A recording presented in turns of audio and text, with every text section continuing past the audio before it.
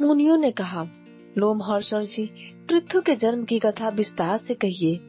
उन महात्मा ने इस पृथ्वी का किस प्रकार दोहन किया था।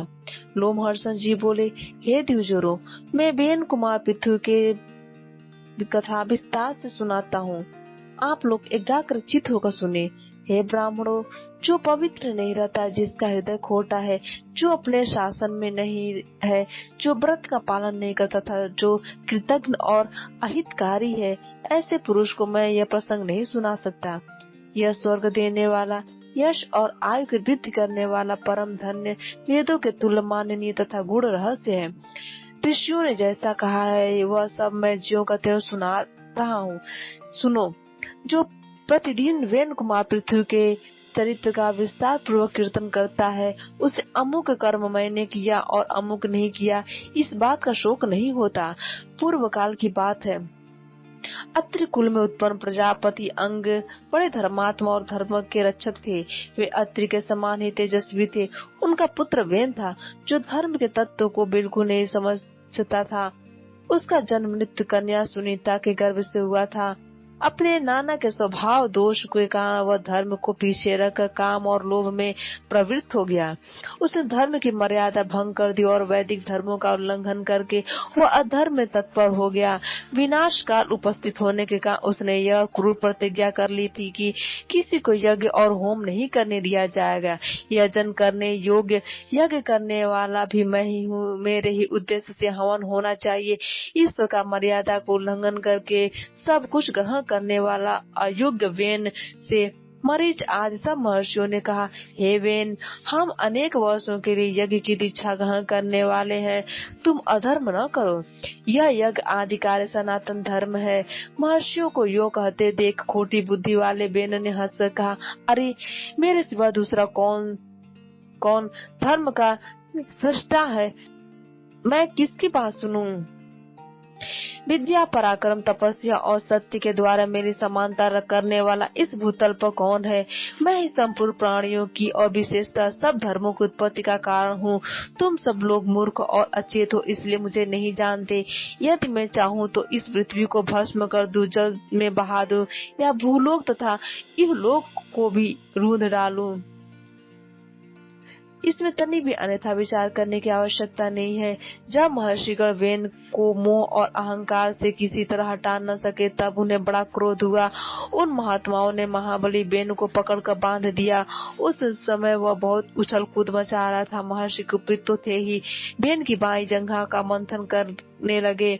इससे एक काले रंग का पुरुष का उत्पन्न हुआ, जो बहुत ही नाटा था। वह भयभीत हो हाथ जोड़कर खड़ा हो गया। उसे व्याकुल देख अत्रि ने कहा, निषिद्ध, बैठ जा। इससे वह निषाद वंश का प्रवर्तक हुआ और वेन के पास से उत्पन्न हुए धीवरों की सृष्टि करने लगा। तत्पश्चात महात्माओं ने पुनः अऋण की भांति वेन की दाहिने भुजा का मंथन किया। उससे अग्नि के समान तेजस्वी पृथु का प्रादुर्भाव हुआ। वे भयानक टंकार करने वाले आजगौ नामक धनुष, दिव्य बाण तथा रक्षार्थ कवच धारण किए थे। उनके उत्पन्न होने पर समस्त प्राणी बड़े प्रसन्न हुए और सब ओर से वहां एकत्रित होने लगे। वेन स्वर्गगामी हुआ। महात्मा पृथु जैसे सुपुत्र से उत्पन्न होकर वेन को पुम नामक नर से छुड़ा लिया। उनका अभिषेक करने के लिए समुद्र और सभी नदियां, रथ एवं जल लेकर स्वयं ही उपस्थित हुई। अंगिरस देवताओं के साथ भगवान ब्रह्मा जी तथा समस्त चराचर भूतों ने वहां आकर राजा पृथु का राज्याभिषेक किया। उन महाराजा ने सभी प्रजा का मनोरंजन किया।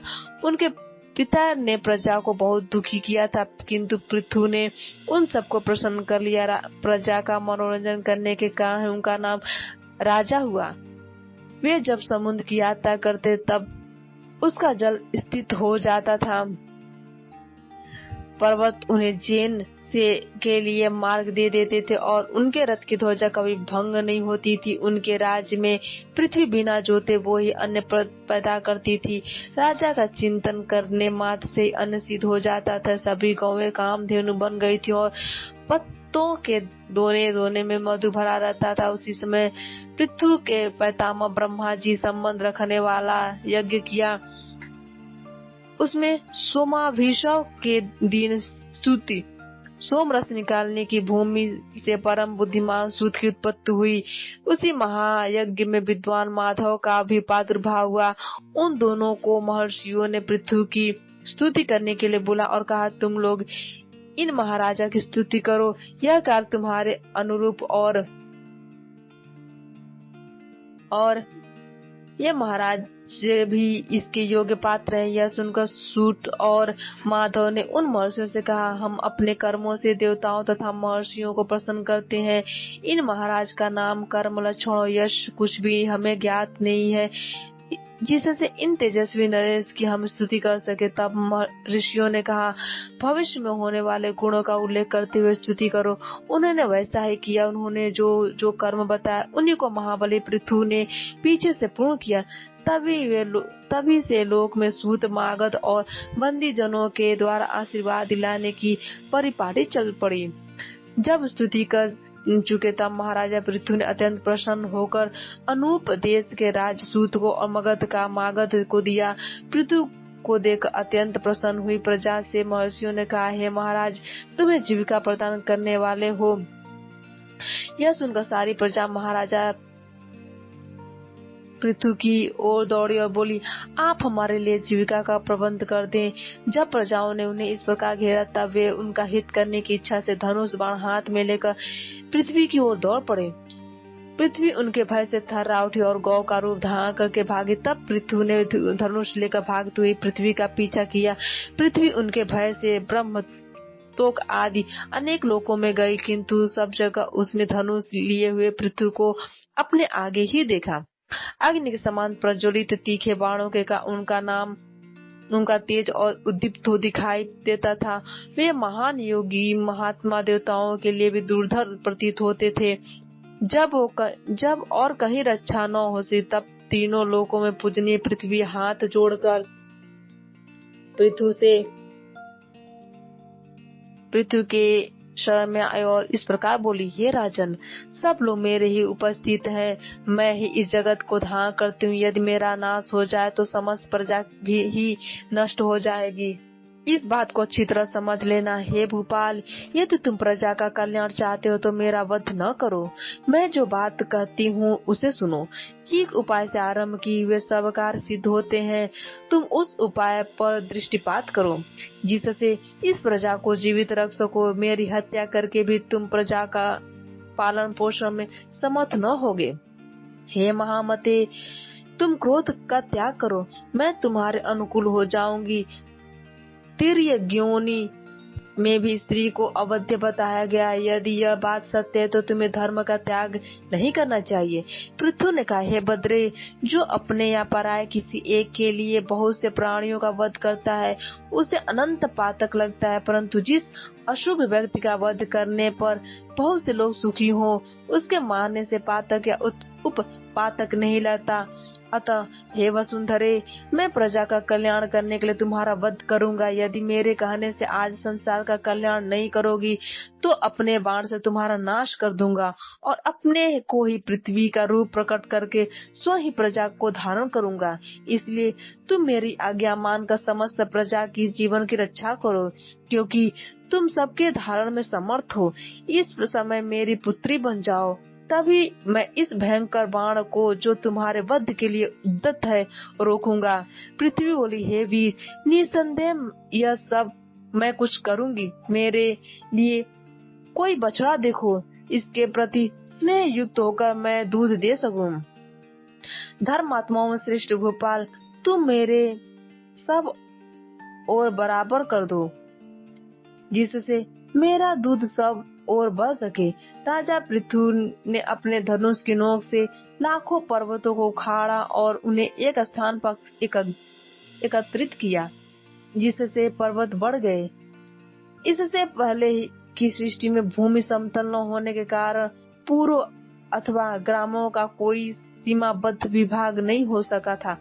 उस समय अन्न, गोरक्षा, खेती और व्यापार भी नहीं होते थे। यह सब तो वेन कुमार पृथु के समय से ही आरंभ हुआ। भूमि जो भाग समतल था वहीं पर समस्त प्रजा का आहार केवल फल मूल ही था और वह भी बड़ी कठिनाई से मिलता था। राजा पृथु ने स्वयंभू मनु को बछड़ा बनाकर अपने हाथ में ही पृथ्वी को दुहा। उन प्रतापी नरेश ने पृथ्वी से सब प्रकार के अन्नों का दोहन किया। उसी अन्न से आज भी सब प्रजा जीवन धारण करती है। उसमें ऋषि, देवता, पितर, नाग, दैत्य, यक्ष, पुण्य जन, गंधर्व, पर्वत और वृक्ष सबने पृथ्वी को दुहा। उनके दूध, बछड़ा, पात्र और दुहने वाले ये सभी पृथक पृथक थे। ऋषियों के चंद्रमा बछड़ा बने। बृहस्पति ने दुहने का काम किया। तपोमय ब्रह्म उनका दूध था और वेन नहीं उनके पात्र थे। देवताओं ने सुवर्णमय पात्र लेकर पुष्टिकार और दूध दुहा। उनके लिए इंद्र बछड़ा बने और भगवान सूर्य ने दुहने का काम किया। पितरों का चंडी का पात्र था। प्रतापी यम बछड़ा बने। अंतक ने दूध दुहा। उनके दूध में स्वथा नाम दिया गया। नागों में तक्षक को बछड़ा बनाया गया। तुम्बी का पात्र रखा। एरावत नाग से दुहने का काम किया और विष रूपी दुग्ध का दोहन किया। और सुरों में मधु दुहने वाला बना। उसमें माया में दूध दुहा। उस समय विरोचन बछड़ा बना था और लोहे के पात्र में दूध दुहा गया था। यक्षों का कच्चा पात्र था। कुबेर बछड़ा बने थे। रजत नाभ यक्ष दुहने वाला था और अंतर ध्यान होने की विद्या ही उनका दूध था। राक्षस इंद्रों में सुमाली नाम का राक्षस बछड़ा बना था। रजत नाभ दुहने वाला था। उसने कपाल रूपी पात्र में शोणित रूपी दूध का दोहन किया। गंधर्वों में चित्ररथ ने बछड़े का काम पूरा किया। कमल ही उसका पात्र था। सुरुचि दुहने वाला था और पवित्र सुगंध ही उनका दूध था। पर्वतों में महागिरी मेरु ने हिमवान को बछड़ा बनाया और स्वयं दुहने वाला बनकर शिलामय पात्र में रत्नों एवं औषधियों को दूध के रूप में दुहा। वृक्षों में पल्च यानी पागड़ बछड़ा बना। खिले हुए शाल के वृक्ष में दुहने का काम किया। पलाश का पात्र था और जलने तथा काटने पर पुनः अंकुरित हो जाना ही उनका दूध था। इस प्रकार सबका धारण पोषण करने वाली यह पावन वसुंधरा समस्त चराचर जगत की आधारभूता तथा उत्पत्ति स्थान है। यह सब कामनाओं को देने वाली तथा सब प्रकार के अन्नों को अंकुरित करने वाली है।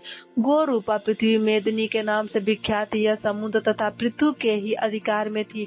मधु और कैटभ के भेद से व्यास होने के कारण यह मेदिनी कहलाती है। फिर राजा पृथु की आज्ञा के अनुसार भूदेवी उनकी पुत्री बन गई थी, इसलिए इसे पृथ्वी भी कहते हैं। पृथु ने इस पृथ्वी का विभाग और शोधन किया, जिससे यह अन्न की खान और समृद्धशाली बन गई। गांवों और नगरों के कारण इसकी बड़ी शोभा होने लगी। वेन कुमार महाराजा पृथु का ऐसा ही प्रभाव था। इसमें संदेह नहीं कि समस्त प्राणियों में के पूजनीय और वंदनीय है। वेद वेदांगों के पारंगत विद्वान ब्राह्मणों को भी महाराजा पृथु की ही वंदना करना चाहिए, क्योंकि ये सनातन ब्रह्म योनि है। राज्य की इच्छा करने वाले राजाओं के लिए भी परम प्रतापी महाराज पृथु ही वंदनीय है। युद्ध में विजय की कामना करने वाले पराक्रमी योद्धाओं को भी उन्हें मस्तक झुकाना चाहिए, क्योंकि योद्धाओं में वे अग्रण्य है। जो सैनिक राजा पृथु का नाम लेकर संग्राम में जाता है, वह भयंकर संग्राम से भी सकुशल लौटता और यशस्वी होता है। वैश्य वृत्त करने वाले धनी वैश्य को भी चाहिए कि वे महाराजा पृथु को नमस्कार करें, क्योंकि राजा पृथु सबसे वृत्त कल्याण की इच्छा रखने वाले तथा तीनों वर्णों की सेवा में लगे रहने वाले पवित्र शूद्रों के लिए भी राजा पृथु ही वंदनीय है। इस प्रकार जहाँ पृथ्वी को धोने के लिए जो विशेष बछड़े दुहने वाले दूध तथा पात्र कल्पित किए गए थे, उन सब का मैंने वर्णन कर लिया।